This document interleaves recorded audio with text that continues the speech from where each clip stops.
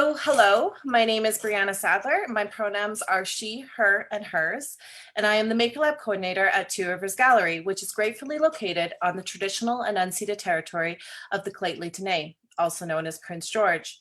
I'm thrilled to be here tonight to present an online form of Trashion Show, which debuted last year at Two Rivers Gallery. The Trashion Show is a celebration of wearable art made out of recyclable materials. These materials can be anything from paper, plastic, metal, to even yard waste. This year, we switched to an online mode that celebrated new and old creations with a photographic showcase. All photos were taken by Jonathan Kieran, and tonight it culminates in a live Q&A with past and present Trashion Show artists, makers, and creators. Now, before I introduce these amazingly talented bunch, I want to show a quick clip of what we experienced last year and hope to bring back. So this video was created by Camille McDonald of Pop Media.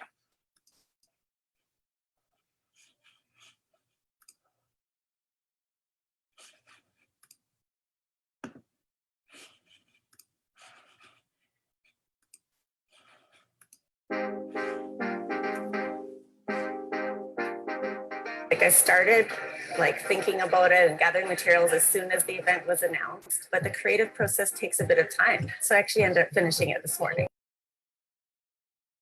It's scary. A Trashion show is fashion made out of trash. Our particular definition is wearable art made of recyclable materials. That could be anything that you find in your recycle bin to salvage materials such as yard waste, things from thrift stores, or anything you may eventually save from being thrown out. I kind of learned of what I'm capable of. I didn't really know that I could actually follow through with this, so I was kind of impressed with myself. And keen on getting people to understand the environmental impact that we are putting on our planet and the idea that we can use these materials in a sustainable way to create art. Speaking on that, we're actually having a 2-week exhibition of the top 5 contestants after the show at Dominica, specifically about their outfits and showing the sustainability of using these materials in art.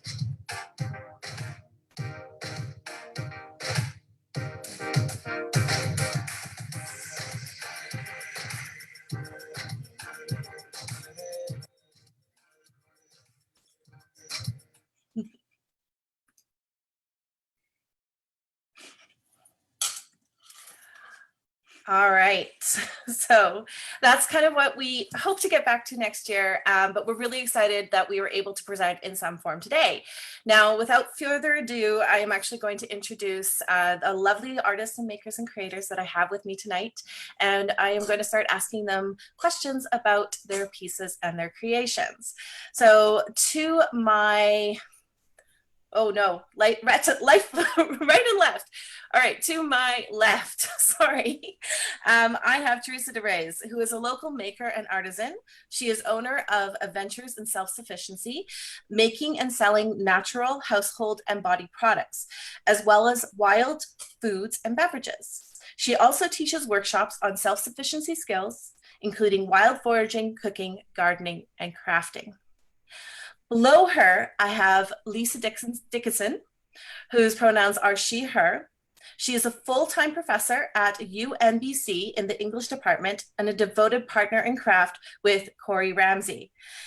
Her workshop, The Bouncy Castle Shop, is getting full traction, and that is great. Right beside Lisa, we have Corey Ramsey.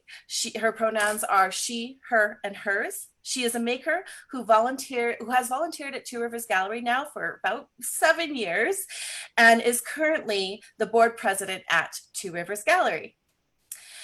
Down below Corey, we have Janna Bergart. She is from Fort St. James with a family of 3 boys, 2 dogs, a cat, and a supportive partner. She received a BFA from Emily Carr University of Art and Design, and currently she works on landscaping and as a yoga instructor. In winter, she instructs and patrols at Murray Ridge Ski Area. Maintaining an art practice has meant teaching some after-school art programs, painting, and making costumes while dabbling in burlesque. And last but absolutely not least, we have Dal Rumik Christina, and she is an artist and designer, sharing her culture through her work. She makes traditional Inuvialuit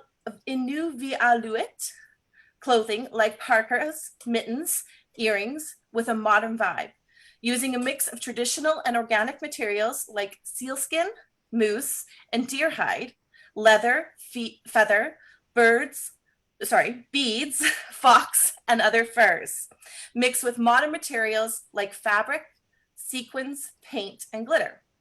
She also enjoys painting and printmaking, and using her artwork to share and educate about Inuit culture.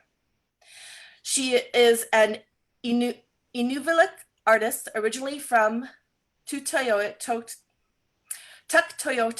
Northwest Territories, currently residing in Lheidli traditional lands, Prince George, with her husband and 5 children.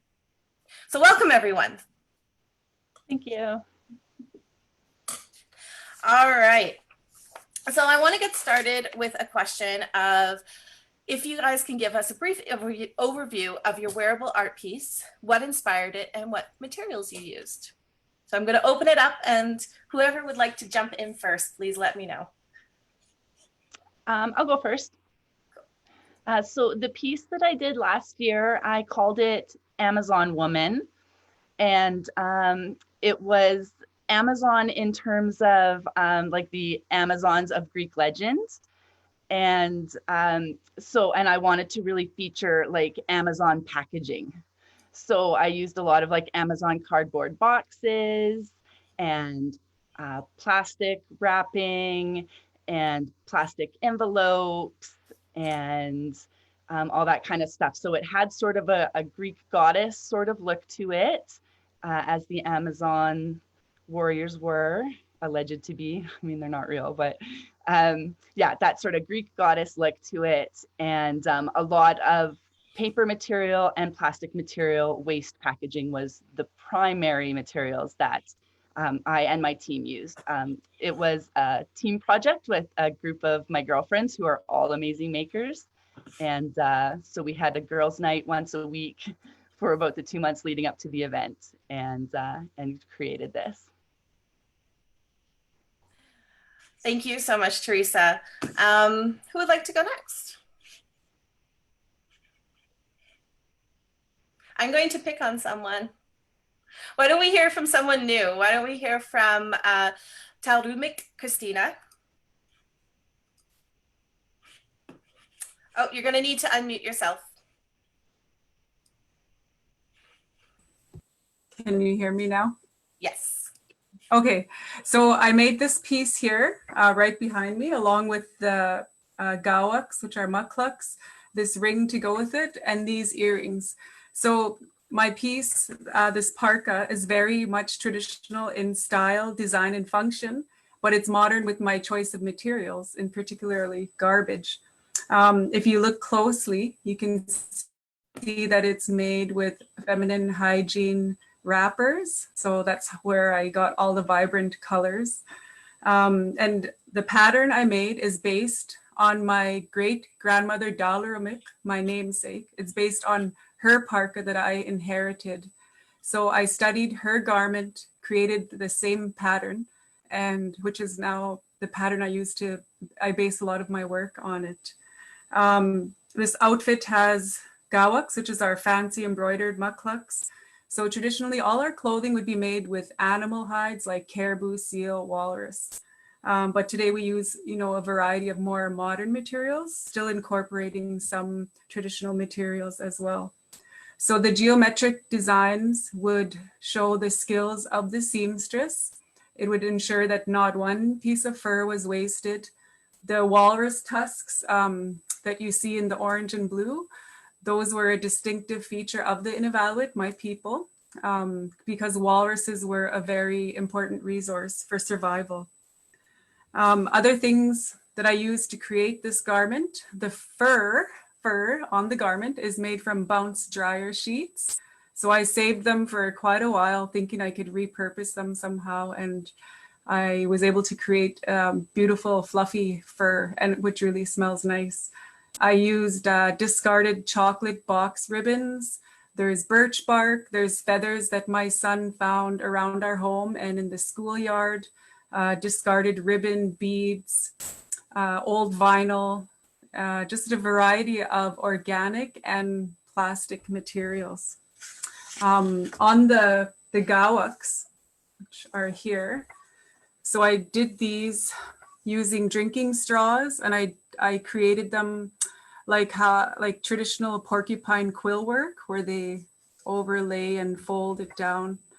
And then the bottom flowers are just small pieces of sealskin and moose hide that I couldn't really use for any other projects, but I didn't want to throw away.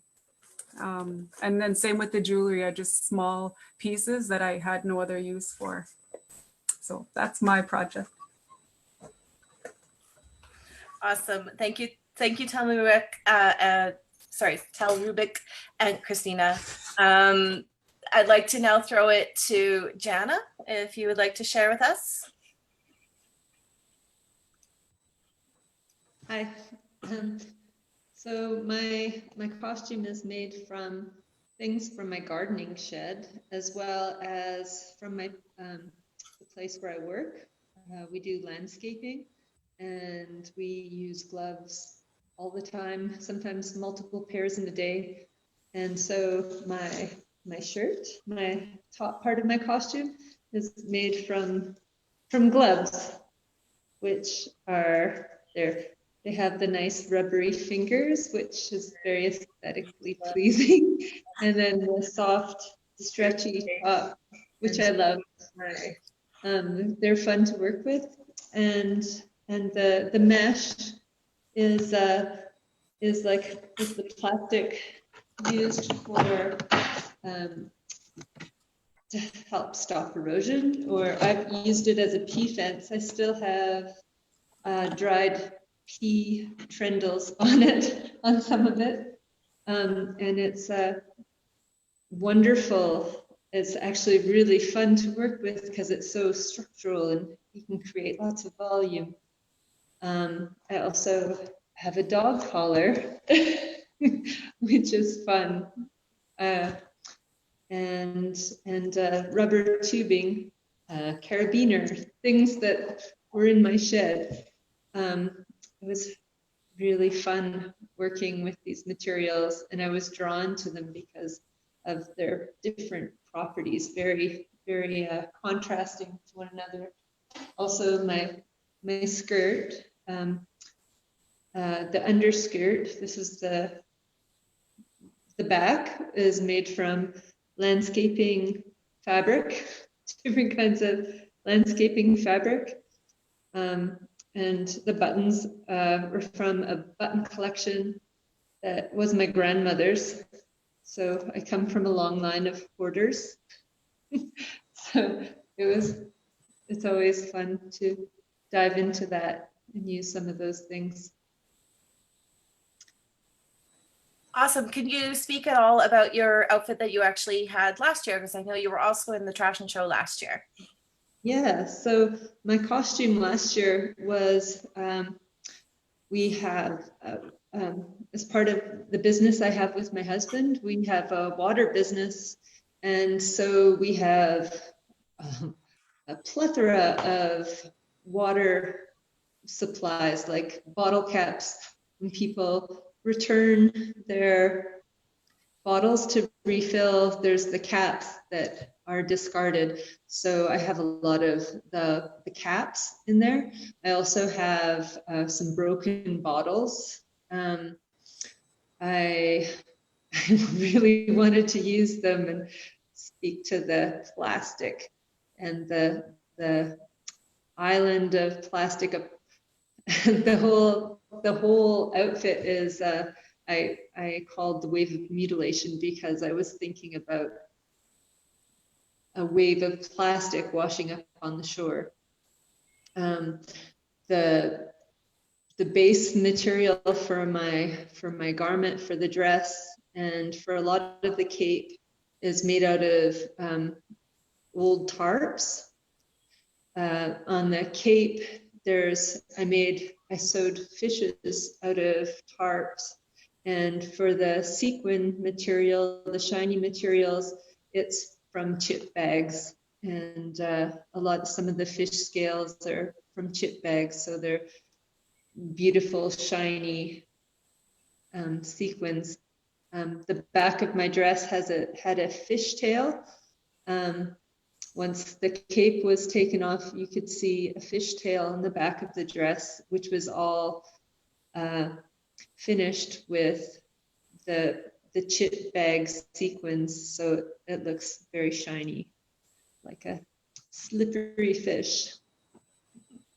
I love the detail on this piece with the fishes too, like the actual fish that you sewed out of the old tarp bags and using the silver side and then putting like the shiny bits of the scales on it. Thank you. I had fun making it. That's what matters, right? Is having fun making these things. Mm-hmm. So I would like to now, I'm gonna do the stop. So Lisa and Corey, I don't know who would like to go first with this one. You guys worked on it together. So whoever unmutes themselves first is going first. I'll let Lisa speak to it. Okay. Fine, be that way. So Oh, freeze. this was a do over Zoom. It was a good partnership. Corey did the top and I did the bottom. And so this dress was made out of Twining's tea sachets or wrappers, which they switched. They used to be paper and you used to be able to recycle them. But now they're plastic or foil and you can't recycle them anymore. So I started to save them literally the day after the Trashion Show last year. And so the jacket is made out of the tea sachets. And the sleeves and the flare on the skirt and the top part of the sleeves and the bustle in the back, which is my favorite part, is made out of my promotion dossier that I did last year. I went up for promotion at the university to full professor, and I had to produce 5 copies of my dossier. Each one was about 400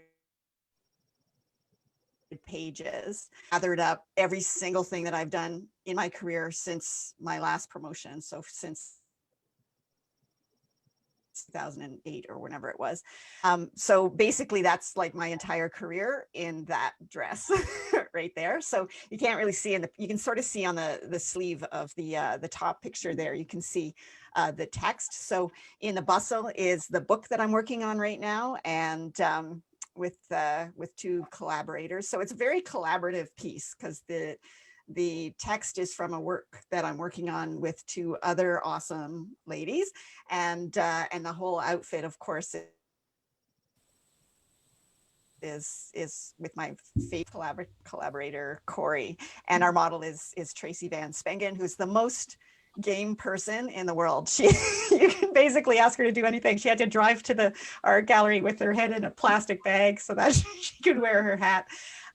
So it's really it's about packaging, the idea of how we package ourselves, and the promotion dossier and using all that paper was kind of a great opportunity to think about how do you package yourself up for other people's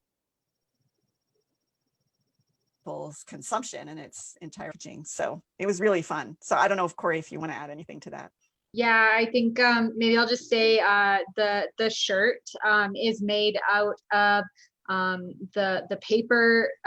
When you buy like a pack of paper, it comes in this kind of plasticky vinyl paper coating around it. So I think it's kind of fitting that that's what the shirt is made out of.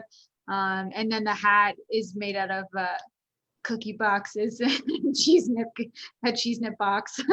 I really like cheese nips. I think it also says a statement about how we're similar to how Lisa talked about how we package ourselves to the world, but also how the world expects us to package them to them, in that there's these incredibly unrealistic beauty standards out there when you look in magazines, and it's almost like we're being told that we should be packaging ourselves up into this nice, pretty little bow, because showing real emotion and showing, you know, who we are, and the raw side of that is vulnerable, which tends to make people uncomfortable.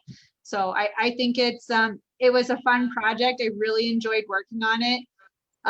Working remotely was really cool because you can see, you know, I did the top, she did the bottom, and then we put it together and it made a full ensemble. So it's beautiful. I think I said to Lisa on the day, it reminds me of like a tea dress, and then you had tea with the tea dress. It was a Victorian tea dress, and you had Earl Grey on there and all those things. So it's beautiful and colorful. I like this photo, the one with the piano that Jonathan took, I have to say. It's one of my favorites. So can you speak a little bit on your piece that you did last year? sure. Lisa and Corey. Okay. Again, here is Tracy, Dame. She will wear anything we put on her, and she will do anything we tell her. She's amazing, and she's got nobody else. So this one was made entirely out of packaging from birthdays. So it was, we called it the day after my birthday. I had just finished, I had just celebrated my 50th birthday, and saved all of the packaging and balloons and tissue boxes and tissue and paper. The parasol is made out of all my birthday cards. The crown is made out of the birthday candles and the candy wrappers. And then it's a two-piece, so it has a skirt underneath it that Corey and her genius made, and the little made out of fruit box, berry packaging. And yeah, we wanted to make something colorful and fun. And, you know, when we were starting to think about the Trashion Show and the idea that, you know, trash is ugly, but it's actually not. Like, once you start thinking in terms of saving these things and recreating something with them, you realize that there's a lot of really beautiful stuff out there that we call garbage. And and so I've turned into a full-on hoarder now. So I have my full of all kinds of weird little shaped things and plastic bits and the insides of packaging. And so yes, we wanted to create something that was lively and fun, and but also because balloons, of course, the skirt's mostly made out of balloons. Those Mylar balloons, which are and I am a balloon fan. Like, I love balloons more than anything in the world almost, but they're so bad for the environment. So this was kind of my way of working through that. And then Corey just put her mechanical engineering mind and built the bodice and so yeah, so that was that. You want to add to that, Corey? Yeah, I guess I'll just say mine and Lisa's partnership, but the reason it works so well is that she has this really brilliant creative mind and imagines these really whimsical, cool concepts, but I'm very technical, and can look at something and think, okay, this is how we can put it together. So it's really cool to have a maker partnership like that. And a lot of that went into designing this dress, and how do you design a bodice out of Kleenex boxes, but make sure that it doesn't, you know, wreck when you put it on. And so we spent a lot of time, you know, wetting the bodice and then forming it to the mannequin so that it would have that shape. And it was really just an experimental process of what can we make this trash into, which I really enjoyed. Thank you so much, guys. I just wanted to go back to Dal Rumik for a minute here. There was something I wanted to ask you about your piece. So I have to say, when this came out, we all went, whoa. It was stunning. The one thing that came up for me is your use of feminine hygiene wrapping. And I think there was one comment of, wow, that's a lot of blood. Yeah. which, you know, it speaks to a lot, like the history, not only of like your history, but also speaks to feminine history. And I was wondering if you could touch a little on that.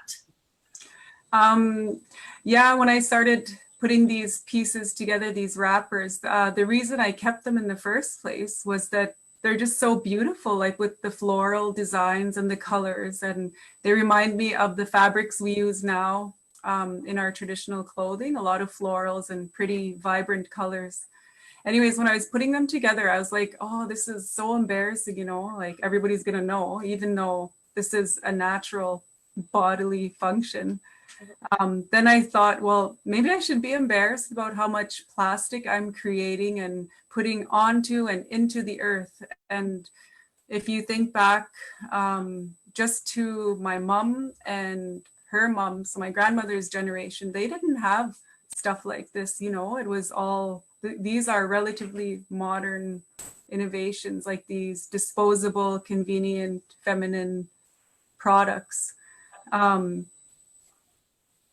So to me, I think it's part of all the waste we produce. It shows a lot of privilege, I guess, having the ability to live a lifestyle of convenience and modernity, comfort, you know, everything's so readily available. If it breaks, you just go buy a new one, and just all this packaging and waste, and there's no way to really recycle or reuse them. And it's just a lot different than the cultural values that I grew up with, right? Our people were known to use all parts of the animal. We didn't create a lot of waste. They found ingenious solutions to meet their needs, and it was about survival. So for me, living in 2020 as a modern Inuvalik woman, I feel like it's really a privilege to be able to do these things that my ancestors did, but for, you know, artistic expression and not survival. But part of that is considering how much waste I'm creating, and yeah. Thank you. Thank you very much on that. Teresa, I just wanted to ask you a quick question. And I'm not sure if people were really aware when you were walking down the runway. I'm just going to bring your piece up here again. All the details that actually went into it, because it looked like real fabric. It looked like real pieces. I don't think people were fully aware of like that the bodice was made of actual plastic bags that were then melted together. The chainmail was pop tabs. The hair was not your hair, but rather a wig of yarn. Can you talk a little bit more on those details? Yes. So the idea for this outfit kind of came when I got into paper making. I was taking junk mail and turning it into a pulp and making paper. And then when I heard about this Trashion show, I thought, I wonder if it's possible to make like a corset out of paper mache, out of junk paper. So that kind of was the inspiration for it. So yes, the bodice type corset that is there is I took packaged paper from stuffing from Amazon packages and other junk paper, and I turned it into a pulp. I made paper sheets, and then I used that to make a paper mache. My friends, I put on an old t-shirt.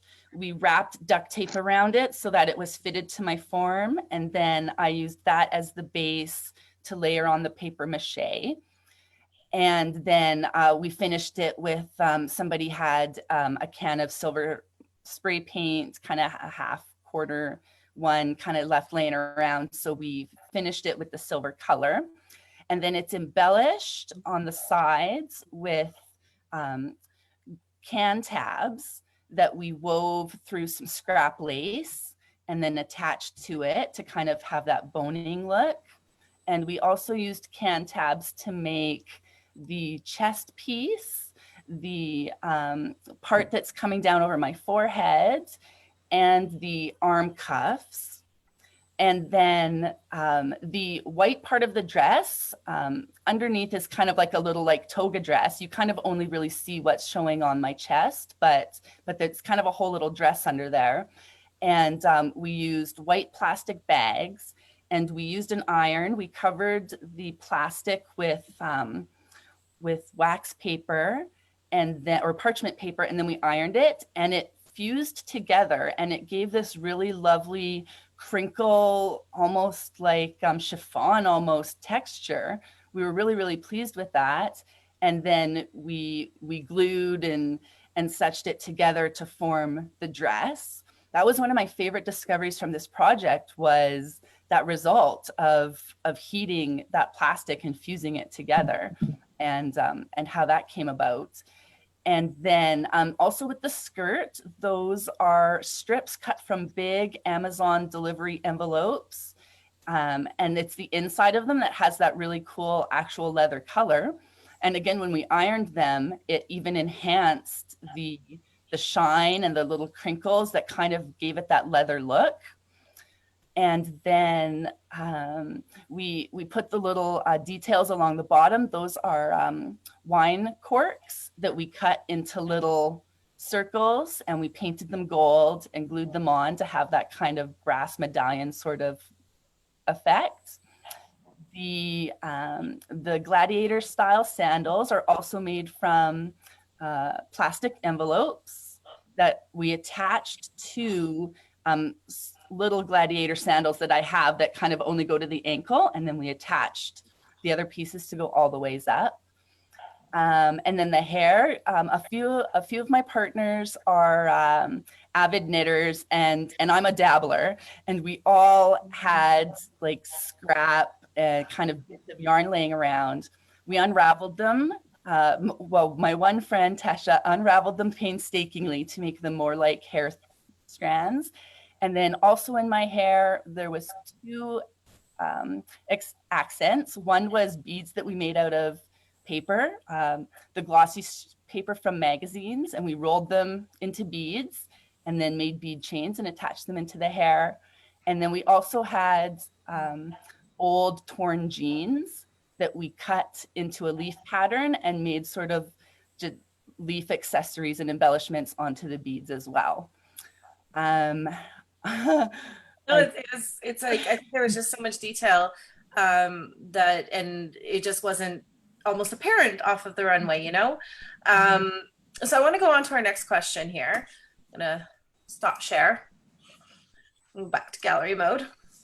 So my next question for you guys is, what is something that you've learned working with these materials that have been destined for the landfill or recycling depots? Don't all jump at once.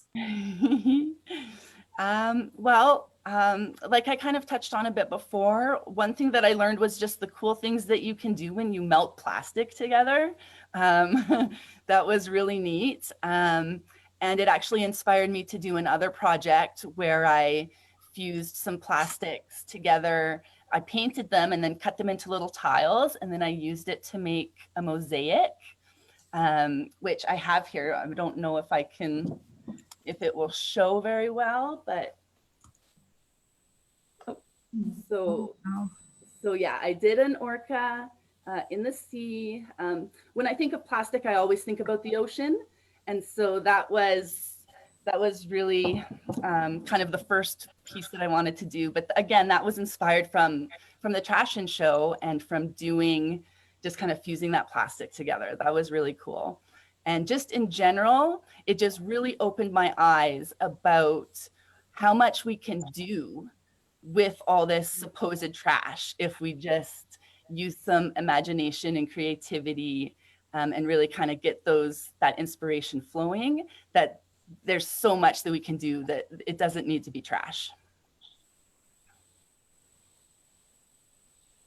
I have to say, it's astounding how much waste that one family produces. So I have a big family. I have 5 children. And of course, we enjoy, modern convenience because life in the city kind of demands it, And it's, in a way, it's sad how much garbage we produce. We do recycle. We recycle everything we can and try to reuse things. But I just thought, you know, how much more can I do? Like, it's almost unavoidable because the way things are so cheaply made and planned obsolescence. And one thing that horrified me during this project was I ruined my sewing machine, sewing through the dog food and coffee wrappers. It just overworked my machine, and now it's broken. So it's gonna cost me more to get that fixed than to just buy a whole new one. So that's a real dilemma too, right? Like, how far are we willing to go to save some money or for convenience? You know, these are things that all this made me think about. I found that working, trying to restrict the use of my materials to things that I have, and not just running to the store, and really looking at repurposing things and using trash. It was very freeing because it's unlimited. We have far too many things. I have far too many things. And we're such a culture of consumption. And I've inherited a bit of a hoarder sense of things from my mother, from my grandmother, that you don't want to waste anything, and you don't want to throw away anything that can still be used, or if it's still good. So, I have bags of reused zippers and things that my grandmother cut out of old clothing, ridiculous amounts of buttons and things that they're like treasure. I don't want to let go of them. But working on something like this it's important to use what you have and to let it go. Use it, let it go. And we have a responsibility to be careful with what we put out there, and be careful with what we consume, because we have a large plastic island. We have bits of plastic floating in our water, in our food. And, it's, so working with trash it's limitless, the things that you can do with it. And I'm so excited, and I love seeing what everybody else is doing with it. So thank you, everyone. Thank you, Brianna, for bringing this together. I hope next year we have even more participants. Fun stuff. And so inspiring to see what other people do with it. So inspiring. Yeah, no, I hope so too. Corey, I think you raised your hand. Oh, and you'd yeah. like to go next. Kind of building on what Janna talked about, that culture of consumption. I think, in mine and Lisa's project, showing that packaging, I think that today's marketing really tells people that you need the new thing. You need the big, shiny, better, upgraded version of the thing that you have, because even though that thing still works and is functional, it's not, you need better.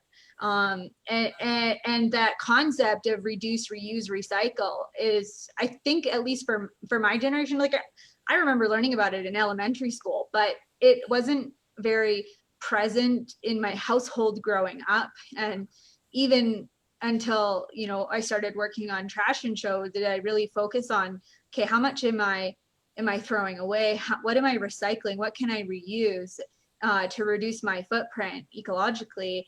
And it's really kind of opened my eyes into what can we divert from the landfills. And also, as a marketer, it's made me more aware in my professional life how we message our audiences into thinking what they need. Absolutely. You guys kind of already touched on my next question, which is like, how has it actually changed what you've done? But I actually have some questions from Facebook, so I would love to ask them to you guys now.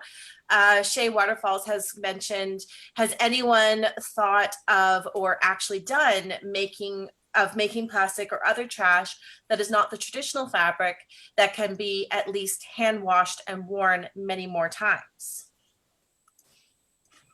I've remade clothing, old T-shirts, having 3 children and a husband, myself. You know, we go through a lot of clothing, and I've repurposed and sewn together shirts to make other clothing, or my son's jeans, splitting them, cutting them, and making them so that I can wear them.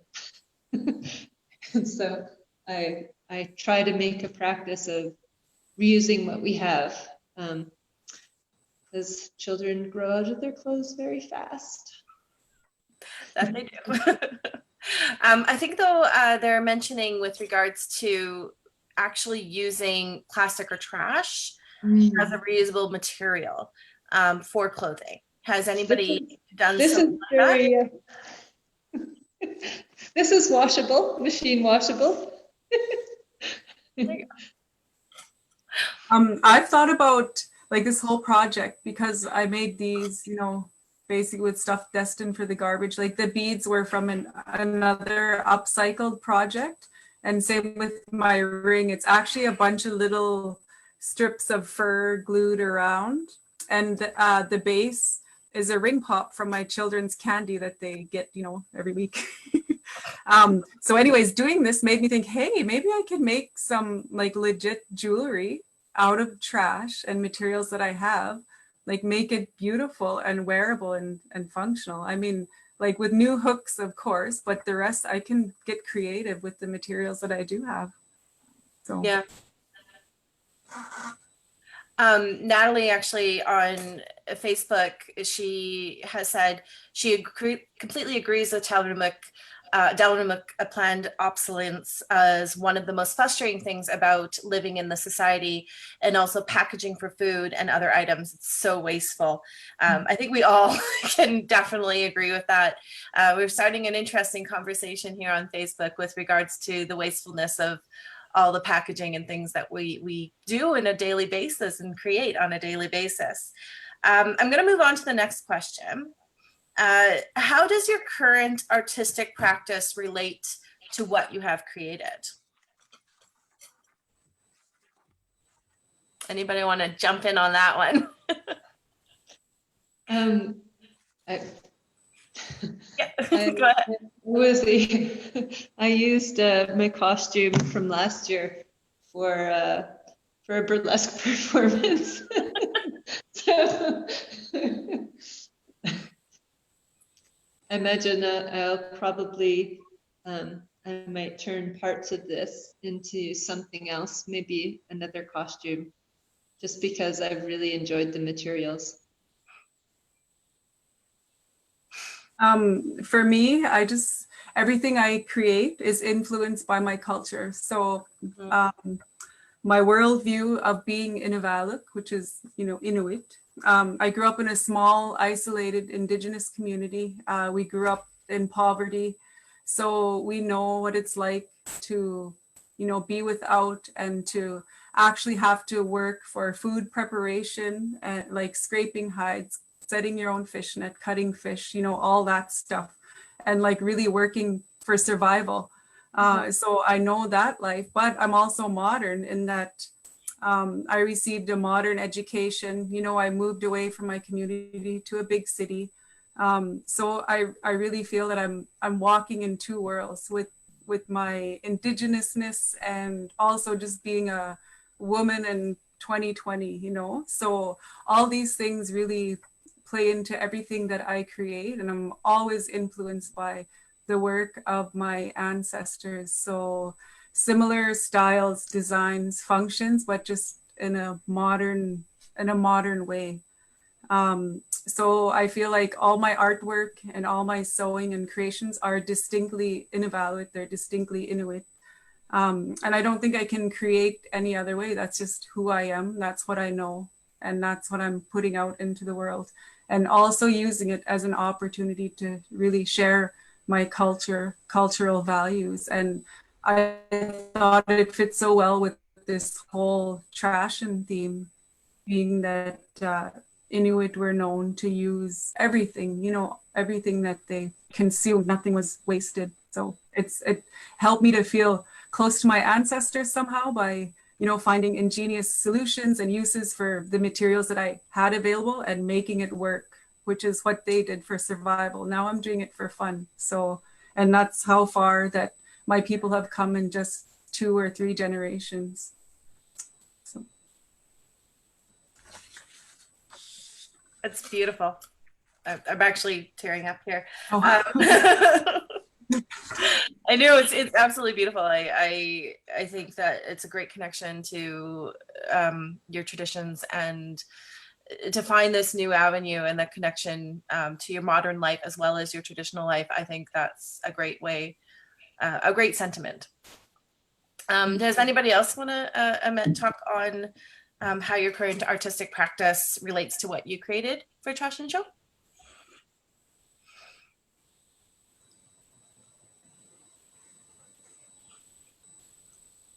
Oh, Lisa, I think you're muted. There you go. Sorry. It's all good. I missed most of the conversation, so because internet. Internet's so fun. Yeah. I think partly working with Corey is great because it's also like a friendship too, which is really awesome. And like we get together and just sit across the table from each other and don't say anything for several hours unless we have to work out a problem, which is like awesome.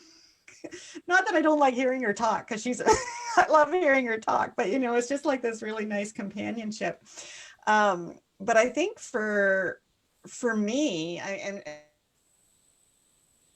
and working particularly on this, it's been a hard year, and just being able to gather up things that I have around and to be able to work on them, like just in terms of my mental state, that was really important and powerful, right? To have that project to work on, and to connect. We connected over Zoom, and like literally, as I said, when we came for our photo shoot, and I was helping the piece on, and I was connecting all the bits, and it's like she's literally, other than the person that I live with, the only person I've touched since March. And like, so that is like, there's like a lot that goes into art, right? Like for me, when I don't know what to do, I make something. And a lot of that has to do with Corey and her influence on me, because she's a maker, and I think we sort of vibe in that way. But when my brain isn't working the way I want it to work, a lot these days. I think we're all turning into cheeseheads in some way, just being able to sit down and focus on that, on creating something out of like, and like the promotion dossier was a lot of anxiety, like that was months of work, and having to frame your life and being judged, and all of those kinds of things went into that. I have a sticker that I wanted to put on, but I forgot it at home, and it was something that a friend of mine sent me. She had just been through the same process, and she said that self, it lies, and that was just all part of this process of having that project, and to take things that mean something different and to turn it into something that means something joyful and about friendship. Like all of that was really, really powerful for me.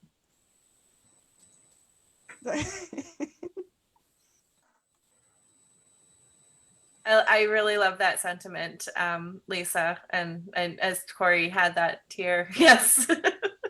I can definitely relate. As some of you know, I did partake in Trashion Show last year. So I was able to create a piece, and since then have actually used a lot of pieces and trash within my own practice. So I'm currently creating a book of my dad's old books out of another old book to have it as like kind of a healing presence within my life and my relationship with my dad. So I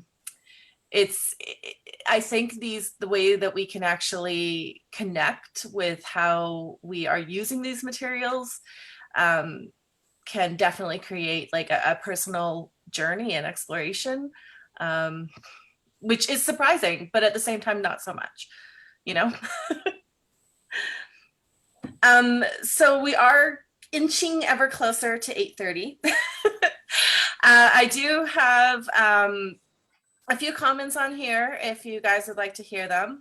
I'm putting it out there to our lovely people at Facebook. If they have any more questions for our artists, please, we are inching closer to 8:30, so get your questions in. We'll say one thing. Shay has said that she's glad that everyone's the making of primarily recycled jewelry. She thinks that's wonderful. However, she really does encourage people to think about creating items that can be eventually become more reusable and possible mainstream fashion, and that make items that can generally be worn many times in the general community. What do you guys think about that? A move towards actually creating items that could then be reused and made and generally worn within the community. Like, what are your thoughts? I think it's doable. What came to mind right away, I already see it in my head. You can make little slippers or, little mucklucks with maybe layers of denim for the bottom. There's so much old denim that nobody wants anymore. And I just something similar to what I've done here, maybe not as fancy, but see all this plastic here was dog food bags and my morning coffee that I enjoy because I'm a mom of 5. So all this plastic, you can do something. You can actually make, wearable, maybe house slippers or something. I agree. I think it's doable. I think that a lot of our outfits that we made for Trashion Show were like very big and very dramatic and theatrical because it was that kind of an event. But the same techniques that we used, a lot of it can just be used to make more wearable everyday stuff for sure. And I think that that's something that would be really interesting to explore and for people to kind of try out. Yeah. I think too, not necessarily in the realm of wearing clothes, re-wearing clothes or the things that we make, but I've seen, I think someone was creating disposable plates out of leaves from the Amazon. And so when we look at things that we utilize in our daily life, when we have a birthday, we have, all of the disposable plates because it's easier than washing dishes. Well, if we're going to throw paper away, maybe we should use a different source of materials so that it's not so hard on the environment. And we're starting to see a lot of, I have a backpack that's completely vegan leather, and I can wipe it down, I can wash it, and it's resilient. So I think we just need to really reframe the way that we're looking at things going forward, really. Absolutely. I will mention, I don't know if you guys remember John Bonduck, who actually had an outfit in the Trashion Show last year, was that amazing warrior costume. And I could scramble to find a photo, but right now I don't have it up with me.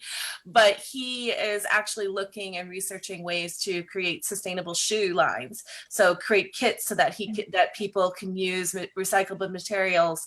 And like, for example, the mats that you stand on at the grocery store, if the tiller is going through and there's mats that they stand on to help with their feet. He's using those. He's using like leather. He's using scrap pieces here and there to create kits and to create a way where he can send them out and people can actually make their sandals, which I think is quite cool. So I do recommend people going and checking that out. I do have 2 more questions here. So Alicia Hughes has asked, did the artists have a favorite material that you've worked with or ones that you found the most challenging?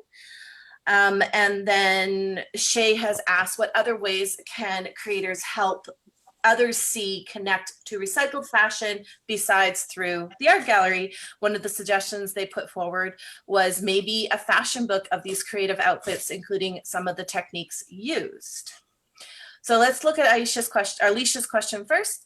Did the artists have a favorite material that you've worked with or one that you found challenging? I'll just say that I really hated working with the Kleenex boxes. It was the worst. It was awful. Creating a bodice out of something that can easily rip was just not good planning on my part, but we made it work. I will say Dal Rumik, I'm sorry if I'm saying that wrong. I love the your design because it reminds me of one of those like those blazers, those wind blazers from like the 90s that we grew up with. And I'm like, I would totally wear that. Thanks. It seems so. I wasn't at the live event, so I didn't know it was from what it was from. But I was like, it's so familiar, but I don't know why. I think you're not the only one to feel that way. I really enjoyed working with the bounce sheets because I had a whole bunch and I was like, how am I going to make this into fur? So I just kind of like ruched them and sewed it onto old vinyl, and it's actually really pleasant to wear because it smells nice. And then I thought, like, you can actually use them more than twice. I try to use my bounce sheets at least twice, to get all the chemical stuff out. And they still have that kind of residue. So I realized, okay, I can use them a lot more. And I found it really difficult to sew the dog food and coffee wrappers, that really stiff, hard plastic. That's what kind of put my machine through the ringer. So we need to figure out ways we can use these materials or work with them that's not going to create more waste, like a broken sewing machine. Lisa?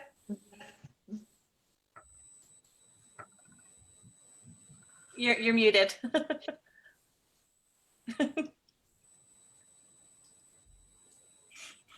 Okay, there, There you sorry. go. Just It's my okay. These sachets are the devil because you cannot glue them or tape them. They are resistant to all form of attachment or manipulation of all kinds. So they're like the worst thing I've ever touched in my life. And save one thing, like just pick one thing in your life and save it for a year and you will be appalled at how many of them you have. But the thing that I adored was the paper. Like the paper was wonderful because once you scrunch it up, I soaked it and then I scrunched it and then I opened, like let it dry, and then I opened it and it becomes almost like silk or something. Like it's so pliable, and and then I sprayed it down with the food color, and it was just like, I was amazed because when I first started building this thing, it was impossible. But the more I broke it down, the more friendly it got, which I thought was really interesting. We only use like a fraction of the tea sachets that we saved too. I cannot believe how many there are left. Like we have boxes upon boxes upon boxes of the tea sachets. I have a tea problem. I will definitely be switching to loose leaf tea now immediately. Janna, I think you had something to say on that. Yeah, I mean, as far as things that I actually would wear on a day-to-day basis, I love the feel of these gloves. Are very soft. And because they've been washed and worn so many times. The same thing with some of the things I've made with old t-shirts. They get that lovely softness, and old denim. I love reworking and using them. But as far as like, I enjoy making costumes and more like a sculpture. So things that can create volume and still be lightweight, like this is ideal, it's awesome. So I will definitely use it to create costume. I've also in the my costume I made last year, I used milk jugs and cutting and using the coils from the milk jugs to make the froth of the wave.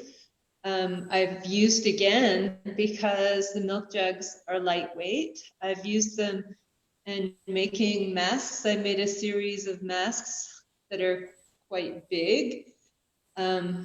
And using the parts of the milk jugs to create that volume. So I think there's an endless amount of plastic that is really fantastic for making these big costumes and creations because it's lightweight and there's so much of it. So I find that's kind of exciting. I never thought I would be so excited about this kind of garbage, trash, whatever, but it's I'm definitely on board with reusing plastics because they can be lightweight and create volume for, you know, making those big showy kind of costumes. And you know, and even not like I'm involved in burlesque, but I could see like doing it for theater as well, or for dance, for any dance, to create those big costumes. It's fun. Can I just say too, so we know that we can create, you know, all these things out of plastic, but the other part of the problem is getting other people to believe and accept that these things have value, that it's not just, you know, a creative art project made of trash, you know, like to actually think, hey, I could actually wear that and it has value just as much as something made with brand new materials. Yeah, just a thought. I think that is definitely the question. And I think moving forward, that is definitely something that a lot of us are trying to answer. I know that there's a lot of talk about sustainability, environmentalism, creating pieces that are reusing, reducing, all those things. And as we grow and get bigger and bigger, we're seeing a lot of waste, not only in the plastic, but also in the clothing and the fast fashion that we have. This is a huge topic. And I do know I would love to like sit with you guys for 3 hours and like debate it out. But I don't think we have that time. But I will say on this, I think that is definitely a question that we are going to be, that everyone who's taken part in this, who maybe has watched this or who has any kind of recycling component in their houses is going to move forward asking these questions, especially this new generation that's coming up. I will say a little anecdote that I've had, that when I teach Maker Club, one of the classes that I teach here at the Two Rivers Gallery, one of the kids has said, well, I blame your generation. So it's definitely really interesting. They're definitely aware and they're coming up and questioning the ways that we have done things. So I think that's wonderful. So we are past 8:30, but I don't want to like run away without asking this one question. So if I can throw this one question to you, and if you guys can come up with like a really quick 1-sentence answer. What advice would you give someone interested working with recyclable materials? So I'm going to say Teresa first. I would say Google's your best friend. For the project that we were working on last year for the Trashion Show, we had lots of like ideas of like, oh, wouldn't it be cool if we could use this for that, but how exactly would that work? And we Googled it and there was tutorials. And I mean, sometimes we had to kind of wing it and figure it out, but you can find a lot online, you know, just think of like, just start with what's your material, what do you have, and just kind of look for ways that you can DIY and create with it. And finding that community of other makers, other folks that are interested in that. I know there's a Facebook group in Prince George called Zero Waste Prince George. And I haven't seen a lot about like making with things, but I think that could be a place where that conversation can happen, and where people could maybe brainstorm there. And maybe there's other places online as well, those kind of online communities. Awesome. Yeah, I was actually going to just interject. There's also Two Rivers Gallery Maker Lab every Thursday from 5 to 9 that you can come and you can talk to me, because I will be there. And if you are a maker, creator, or any kind of dabbler, come and join us at that time. We're more than happy to talk trashing or talk making. So Corey, quick one sentence answer. Sure. What advice would you give? Buy a smaller garbage can and you'll be surprised. You know, I used to have this huge garbage can and I moved to a really small one, and now I just recycle everything. And, you know, if I ever need materials for a project, I go through my big pile of recycling and pull out what I need. I'll also say, you know, the second piece of advice is be nice to yourself, in that we have these expectations that things have to be perfect the first time. And they don't. A lot of it is trial and error, and that's where innovation thrives, is in crisis. So if in your making things are chaotic, that's when you're probably going to find the best iteration of what you're doing. So keep on making, trucking along. Dal Rumik. One sentence. So do what you love to do. Be honest in your work and with who you are. Janna. Don't be afraid to jump in and just start. Just do it. Keep going. And let's round things up with Lisa. I would say, particularly with regard to trash work, is try to abstract things from their use when you're looking at them, so that you can, because we can get locked in that this is a box or this is a tape dispenser. And if you can abstract things and look at them from the perspective of design or color or shape, suddenly they open up to you, and all kinds of possibilities will start circulating around inside your brain. Awesome. So Shay did have one question about your tea packages. How did you actually attach them because it was such a problem? Well, I tried glue, and I tried glue gun, and I tried tape. And so all of that is in there. But none of them are great.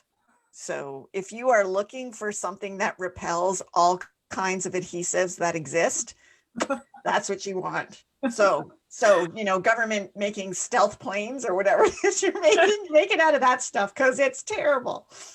It's the new Teflon or the new stainless steel for refrigerators and appliances, I think. Tea bags. Tea bags.